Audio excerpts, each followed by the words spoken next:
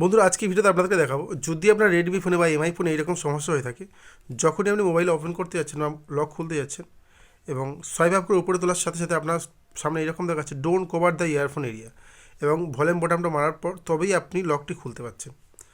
তো ফ্রেন্ডস দেখুন, আপনাদেরকে লাইভ প্রুফ দেখিয়ে দেবো। লক তো খুলে নিলাম, বাট যখনই আবার একবার লক হয়ে যাচ্ছে স্ক্রিন লক, আবার যখন আমি ওপেন করতে যাচ্ছি ঠিক লক্স খোলার সময় এরকম অপশান দেখাচ্ছে।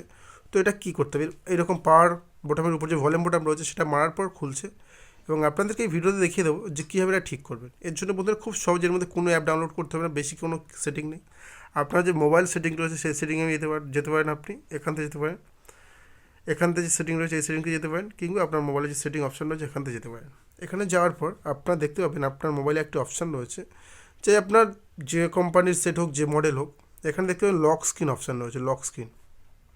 লক স্ক্রিনে যাওয়ার পর আপনারা দেখতে পাবেন এখানে একটি অপশান রয়েছে যেটার নাম হলো পকেট মোড। এখানে এটা অন রয়েছে। যদি আপনারা আপনার মোবাইলে খুঁজে না পান, জাস্ট এখানে গিয়ে সার্চ করবেন পকেট মোড। তো বন্ধুরা দেখুন, আপনাদের সামনে আমি দেখিয়ে দিচ্ছি।